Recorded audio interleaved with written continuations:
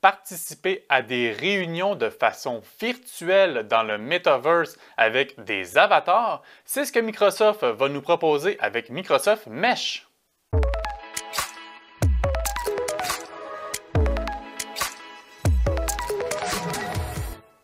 C'est certainement le mot qui va devenir le plus populaire au niveau de la techno en 2022. On commence beaucoup à l'entendre en ce moment en fin 2021. C'est le mot Metaverse.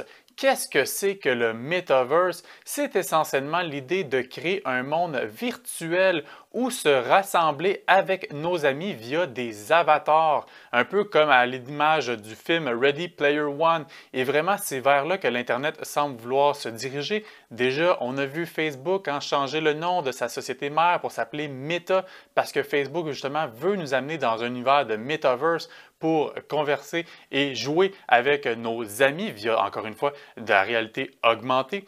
Microsoft aussi vont vouloir s'aventurer dans ce monde virtuel avec ce qu'ils proposent qui s'appelle Microsoft Mesh.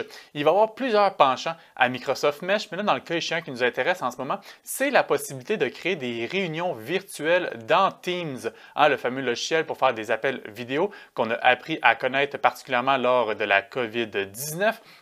Et donc, Mesh va pouvoir s'intégrer à Teams.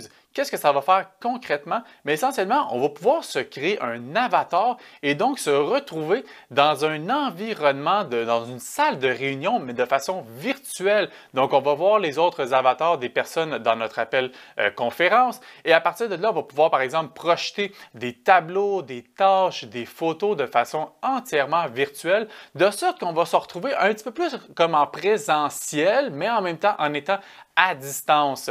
Donc, c'est un projet que Microsoft entend déployer dans le premier trimestre de 2022 et qui va certainement se bonifier au fil du temps parce que vraiment, le Metaverse, c'est peut-être l'avenir de l'Internet. Si jamais vous voulez en apprendre plus justement sur tout ce projet de Microsoft Mesh, vous pouvez retrouver tous les détails et tous les liens plus bas dans la chronique.